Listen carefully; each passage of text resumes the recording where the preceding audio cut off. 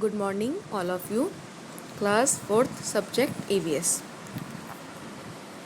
हमारा EVS में chapter number 2 organ system of our body ये चल रहा था. ये हमने हमारी लास्ट क्लास में रीड भी किया था. इसमें हमने द स्केलेटल सिस्टम के बारे में रीड किया था, जो कि हमारा आधा ही हुआ था. ये 3 लाइन्स रह गई थी, ये हम आज रीड करेंगे. तो यहाँ से चैप्टर हमारा स्टार्ट करते हैं. At joints the bones are placed in such a way that many of them can move over one another. हड्डियों को इस तरह से जोड़ा जाता है, इस तरह से रखा जाता है कि उनमें से कई एक दूसरे के ऊपर आ जाती है, मतलब कुछ एक दूसरे के ऊपर भी सेट होती है. That is why a person is able to move several parts of his body at the same time. इसी कारण से व्यक्ति अपने शरीर के कई हिस्सों को एक ही साथ एक ही समय में हिला सकता है, स्थानांतरित कर सकता है, करने में सक्षम होता है. ये हमारा स्केलेटल सिस्टम कंप्लीट हो गया. अब हम पढ़ेंगे द मस्क्यूलर सिस्टम, मांसपेशी प्रणाली. Muscle system is made up of muscles.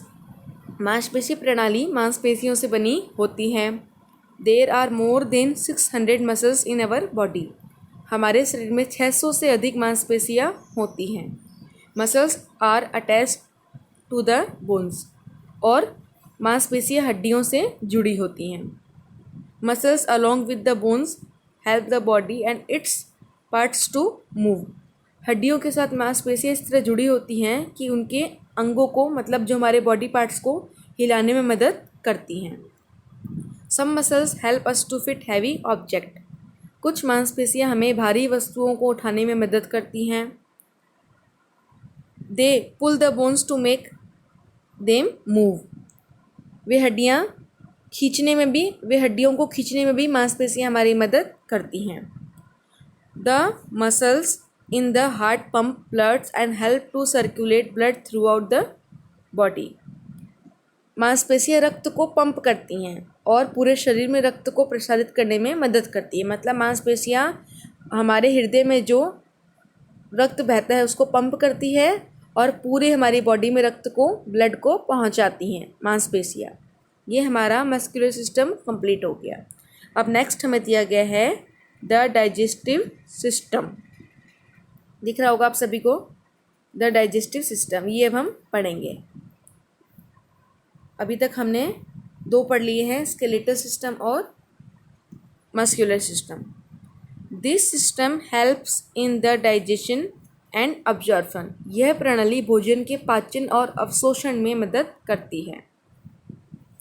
The digestive system is made of mouth, food pipe, stomach, large intestine, small intestine etcetera. पाचन तंत्र मुंह, भोजन नली, बड़ी आंत, छोटी आंत आदि से मिलकर बनी होती है. ये सिस्टम आदि से मिलकर बना होता है. The process of breaking down of food into very small pieces so that it gets digested and the necessary nutrients can be absorbed by the food is called digestion. भोजन को बहुत छोटे छोटे टुकड़ों में तोड़ने की प्रोसेस, ताकि वह आसानी से पच जाए और आवश्यक जो पोषक तत्व होते हैं भोजन में उन्हें अवशोषित किया जा सके फूड के द्वारा. इस प्रोसेस को बोलते हैं पाचन, digestion. The absorbed nutrients provide energy to the body. और अवशोषित पोषक तत्व जो होते हैं वो शरीर को ऊर्जा प्रदान करते हैं. Food is digested by a group of organs that form the digestive system.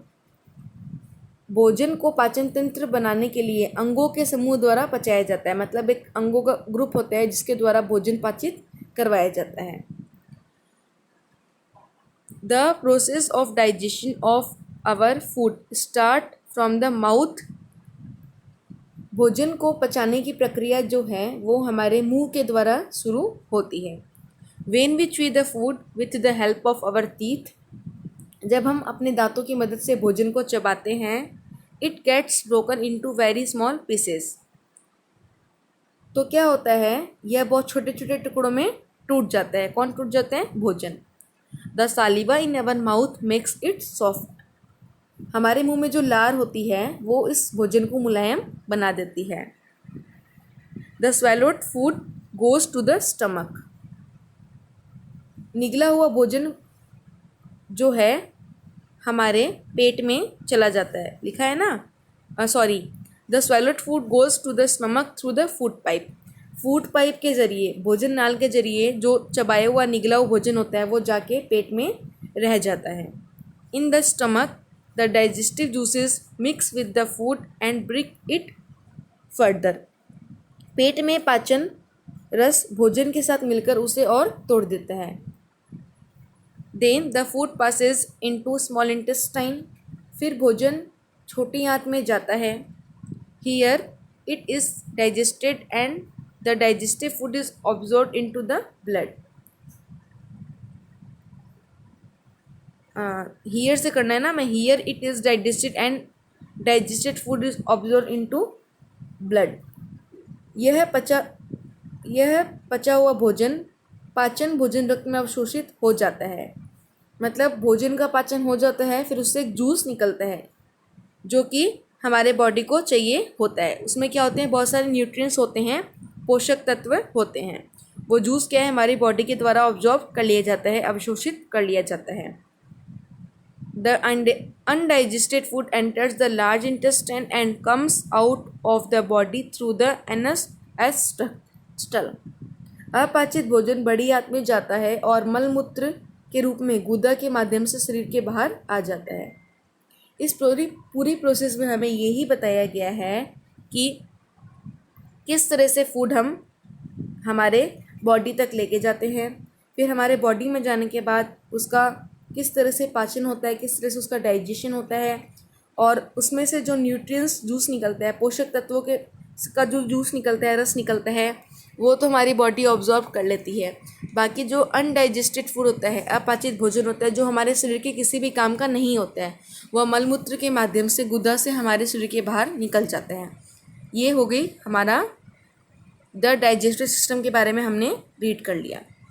बचा हुआ चैप्टर हम नेक्स्ट क्लास में रीड करेंगे। आज का आपका होमवर्क ये है, आपको जो यहाँ पे दिया गया है स्केलेटल सिस्टम दिख रहा होगा सभी को, द स्केलेटल सिस्टम, इसको आप अपनी ईवीएस की नोटबुक में लिखेंगे। यहाँ द स्केलेटल से स्टार्ट करेंगे आप, द स्केलेटल से स्टार्ट करेंगे आप, और ये आपको नेक्स्ट पेज पे दिया गया है। ये देखिए यहाँ तक जहाँ पे ये स्केलेटल सिस्टम ख़त्म हो रहा है, सेम टाइम यहाँ तक का पैराग्राफ आपको अपनी ईवीएस की नोटबुक में लिखना है। ये आज का आपका होमवर्क है। Thank you.